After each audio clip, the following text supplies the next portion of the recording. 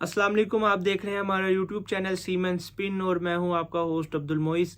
जैसा कि आप लोग जानते हैं कि कल सबसे बड़ा मुकाबला होने जा रहा है इस वर्ल्ड कप का between Pakistan and India in Ahmedabad stadium. तो फीलिंग्स बहुत हाई हैं, इमोशंस बहुत हाई हैं, बहुत प्रेशर है इस टाइम दोनों टीम्स पे और दोनों टीम्स के फैंस पे। इस मैच के बारे में डिस्कशन कर लेते हैं। मेरे साथ मौजूद है साद भाई, क्या एनवायरनमेंट फील हो रहा है इस टाइम? जी अस्सलाम वालेकुम टू ऑल द व्यूवर्स। जी कॉन्फिडेंस है और पैशनेट भी हैं और उम्मीद भी है कि टीम अच्छा परफॉर्म करे। और जिस तरह कि आप जानते हैं कि दोनों टीम्स ने 2-इन-2 किया हुआ है। दोनों टीम्स अपने मैचेस जीत के आई हैं और अपनी बॉलिंग और बैटिंग दोनों को टेस्ट आउट भी किया उन्होंने।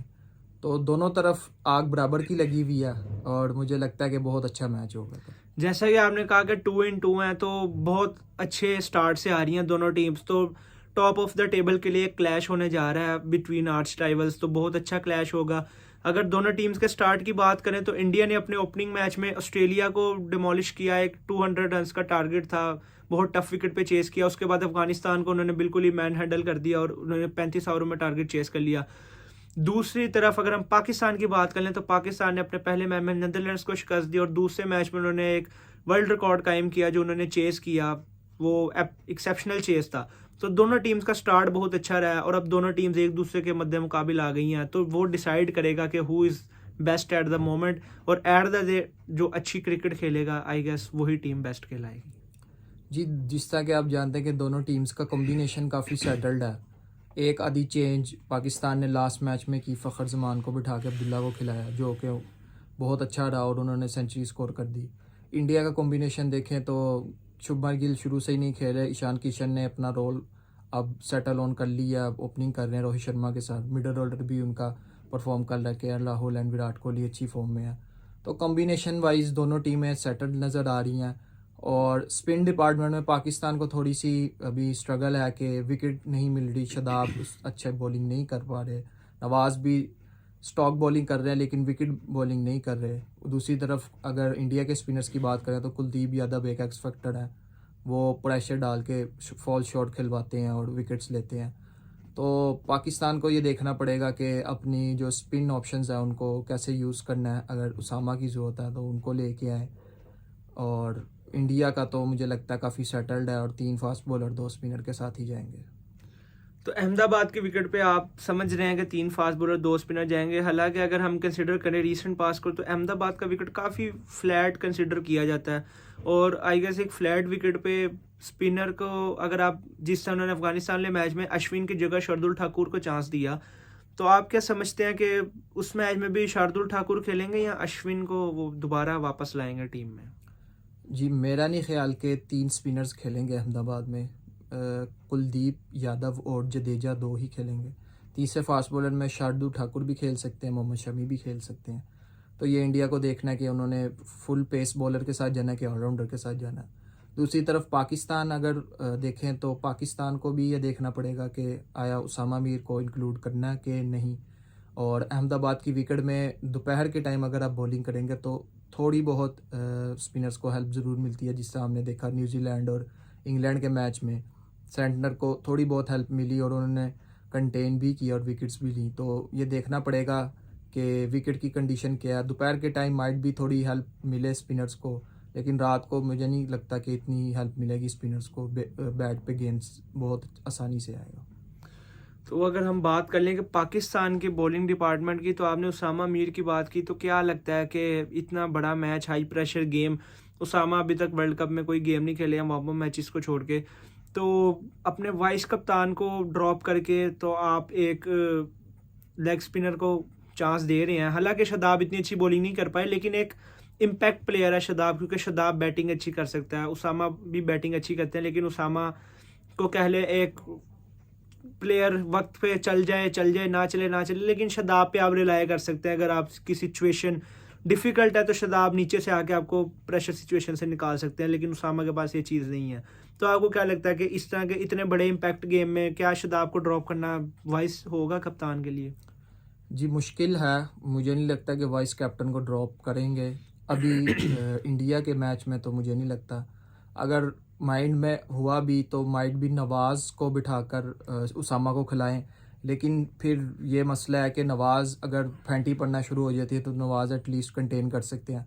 लेकिन अगर लेग स्पिनर 2 खेलेंगे तो फिर मार पड़ने का भी काफ़ी लेकिन गुंजाइश अगर है। लेग स्पिनर्स 2 खेलते हैं और लेग स्पिनर्स को मार शुरू हो जाती है तो फिर तो पाकिस्तान के पास कोई ऑप्शन नहीं रहेगा। जी तो और नवाज को आप इस टाइम ड्रॉप करना अफोर्ड नहीं कर सकते, क्योंकि नवाज ने रिसेंट जो इनिंग खेली है अगेंस्ट, उन्होंने नेदरलैंड बहुत अच्छी इनिंग खेली और एक उन्होंने वार्म अप मैच की इनिंग खेली, तो उनकी बैटिंग फॉर्म बहुत अच्छी लगी हुई है। और लोअर ऑर्डर में अगर आपके पास लेफ्ट राइट हैंड कॉम्बिनेशन हो तो वो बहुत यूजफुल साबित होता है डेप्थ ओवर्स में। तो आई गेस कि पाकिस्तान को इस टाइम बॉलिंग में कोई चेंज नहीं करना चाहिए। लेकिन अगर हम बैटिंग की बात कर लें तो हमने दूसरे मैच में देखा कि फ़खर जमान को ड्रॉप करके इमामुल हक और अब्दुल्ला शफीक से ओपन करवाया गया।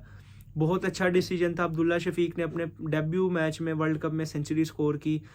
अब अब्दुल्ला शफीक तो खेलेंगे, ये बात तो कंफर्म है, लेकिन क्या आपको लगता है कि Fakhar Zaman is a impact player और ऐसे बड़े मैच पे इमामुल हक की जगह फ़खर जमान को चांस देना? आई पर्सनली थिंक कि फ़खर जमान को इंडिया का मैच खेलना चाहिए रादर देन इमामुल हक। जी फ़खर ज़मान नो डाउट अच्छे प्लेयर हैं, लेकिन फॉर्म अच्छी नहीं है उनकी। इमाम का आप ये कह सकते हैं कि 1-2 मैच ऊपर नीचे हुए, लेकिन उनके बैट पे बॉल आ रहा है। फ़खर जो है वो बाउंड्रीज तो ऊपर से लगाते हैं, लेकिन वो बॉल ढूंढ रहे होते हैं कि मुझे कहाँ बॉल मिले। फिर अगर पावर प्ले में स्पिनर आ जाता है तो वो फिर मारने जाते हैं और आउट हो विकेट अपनी थ्रो कर देते हैं। तो एटलीस्ट अभी के लिए मुझे नहीं लगता कि फ़खर खेलेंगे। इंडिया का मैच अगर इमाम का बुरा जाता है तो फिर माइट भी पॉसिबल कि अगले मैच में फ़खर को लाया जा सके, लेकिन अभी के लिए मुझे नहीं लगता कि इमामुल हक को ड्रॉप किया लेकिन अगर जाएगा। आप रीसेंट पास की बात करें तो इमामुल हक की भी उतनी ही बैड परफॉर्मेंसेज है जितनी फ़खर जमान की हैं। जब हमने आईसीसी रैंकिंग्स आई थी लेटेस्ट, जब इन्होंने सेंचुरीज कंसिस्टेंटली स्कोर की थी, तो फ़खर जमान तीसरे नंबर पे थे, इमामुल हक 5वें नंबर के थे। उसके बाद दोनों का बैड पैच इकट्ठा स्टार्ट हुआ है और इमामुल हक के बीच में एक और इनिंग्स है जिसमें उन्होंने 80 समथिंग स्कोर किया था। उसके अलावा अगर स्टार्ट पे इमामुल हक 20-25 स्कोर करके आपको दे रहे हैं तो वो तो फ़खर जमान भी आपको करके दे रहे हैं।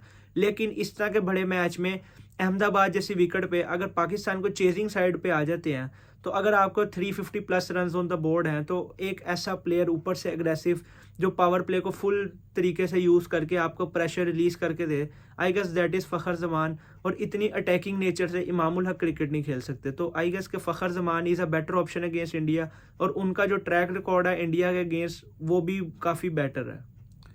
जी मुझे भी यही लगता है कि फ़खर ज़मान अच्छे रहेंगे अगर अटैकिंग क्रिकेट खेलें, लेकिन स्टिल अगर कुलदीप यादव के साथ अटैक किया जाता तो फ़खर ज़मान फंस सकते हैं।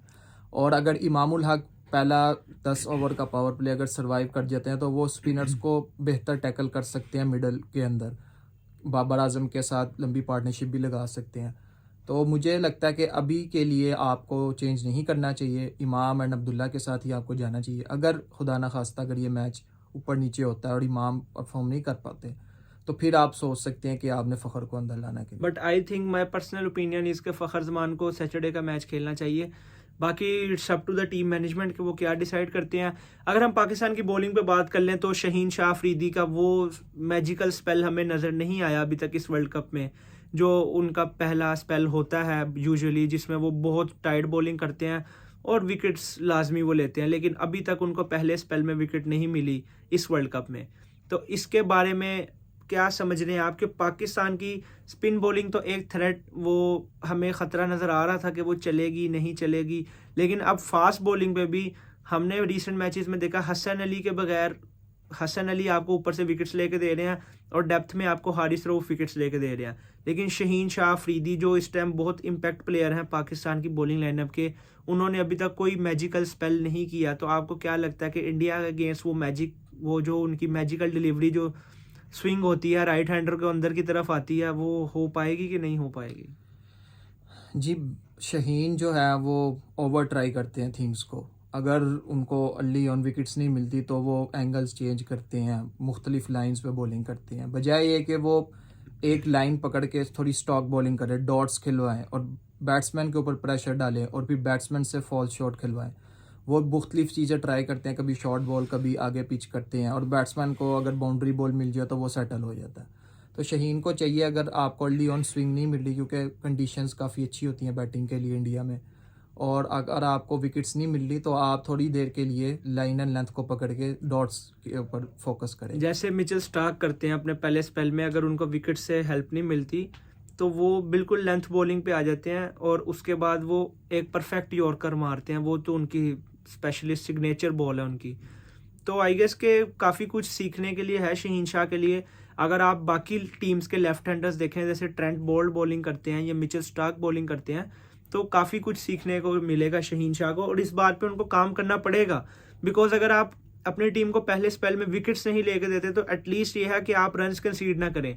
ऊपर से अगर रन्स कंसीड कर जाए, पहली पावर प्ले जो है वो बैटिंग साइड को चला जाए, तो उसके बाद मिडल में जो बॉलर आते हैं उनको बहुत मुश्किल होती है और उनको रन्स पड़ते हैं, क्योंकि बैट्समैन ऑलरेडी सेटल होते हैं। तो इस वजह से शहीन शाह को इस चीज़ पे फोकस करने की ज़रूरत है। बाकी अगर हम बात करें हसन अली की, तो what a star he has been. उन्होंने 2 मैचेस अभी तक खेले हैं और बहुत ही एक्सेप्शनल परफॉर्मेंस बॉलिंग में दिखाई है। तो काफ़ी जिम्मेदारी हसन अली पे भी होगी, बीइंग द सीनियर बॉलर। उसके बाद पाकिस्तान को बॉलिंग में वेल परफॉर्म करना पड़ेगा। बैटिंग में उनको बाबर आजम चाहिए, क्योंकि वो आईसीसी इवेंट्स में बाबर आजम की अभी तक हमने कोई परफॉर्मेंस नहीं देखी, और पहले 2 मैचेस में बाबर आजम इतना कुछ परफॉर्म नहीं कर पाए। तो इंडिया के against high pressure game, Ahmedabad का क्राउड 1 लाख प्लस का क्राउड आपको इस टाइम सपोर्ट कर रहा है इंडिया को, और बाबर आजम इस प्रेशर सिचुएशन में क्या, जो उनकी बैटिंग नहीं चल रही, तो क्या इम्पैक्ट क्रिएट कर पाएंगे इस टाइम बाबर आजम? जी, बाबर आजम के ऊपर नो डाउट प्रेशर तो है, और इंडिया के अगेंस्ट इतना परफॉर्म भी नहीं किया हुआ। इंडिया के अगेंस्ट एक वो रिजवान के साथ जो 150 चेस किया था T20 में, एक वही है।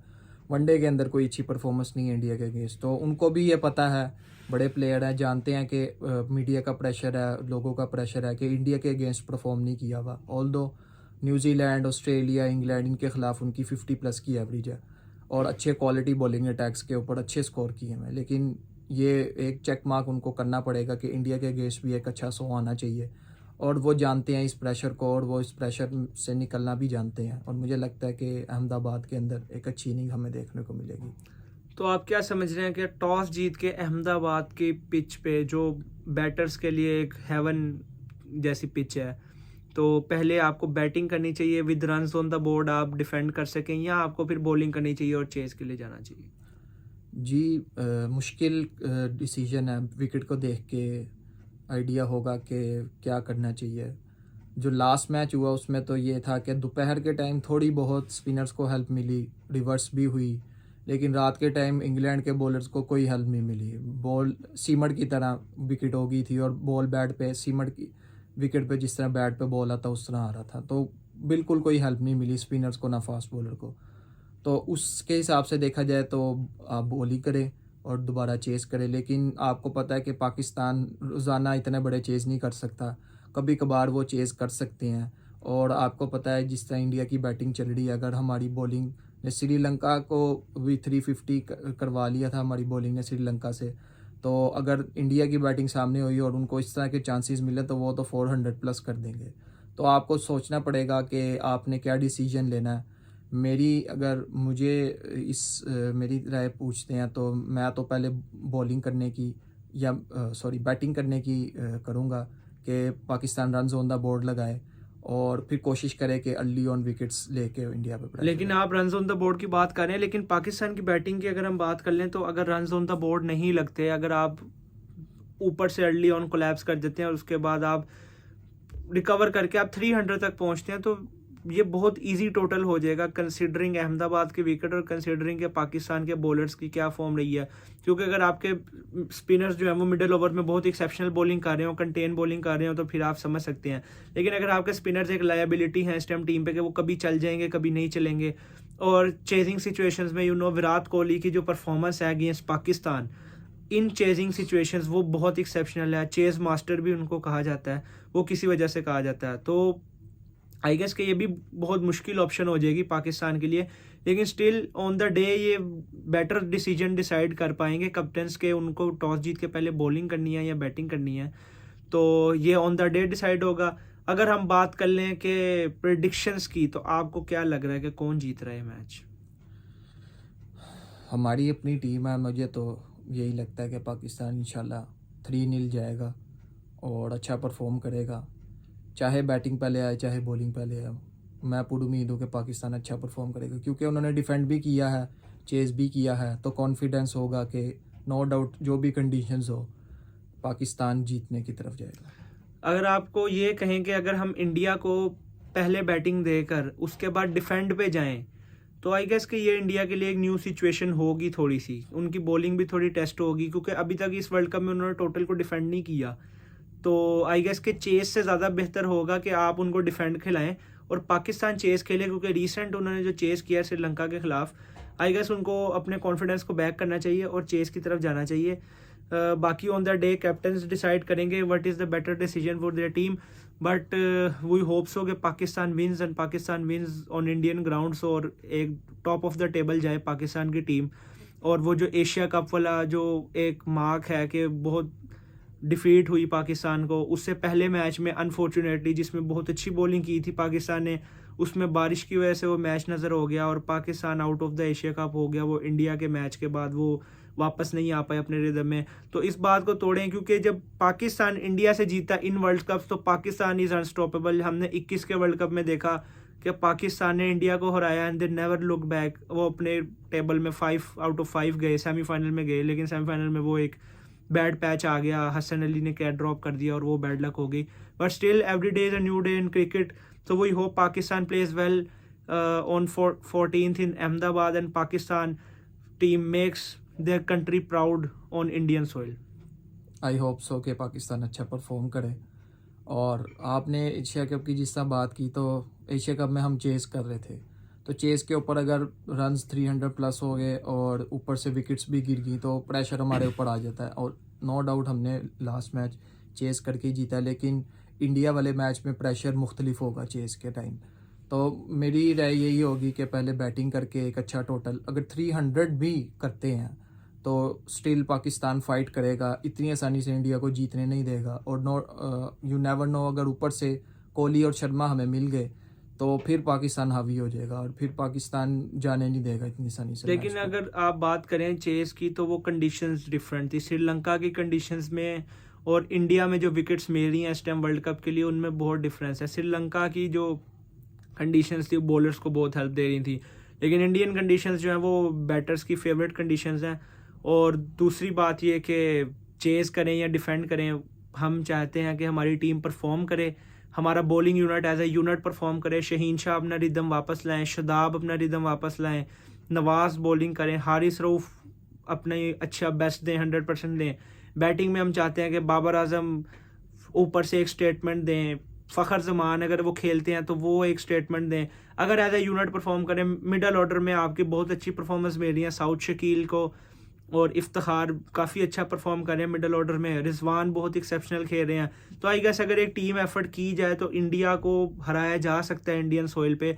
एंड वी होप कि ये हो, ताकि जो बहुत ज़्यादा मीडिया का एक प्रेशर है और एक वो जो स्ट्रीक बनी हुई है कि इंडिया को आज तक जी वर्ल्ड कप में नहीं हराया पाकिस्तान ने, वो भी टूटे। और एक नंबर 1 टीम जो है इस टाइम वर्ल्ड की पाकिस्तान, वो एक पंच दे इंडियन टीम के ऊपर, होस्ट के उनको घर में जाके हराना, और एक स्टेटमेंट होगी इस वर्ल्ड कप के लिए कि पाकिस्तान इज अ थ्रेट और every team should fear Pakistan.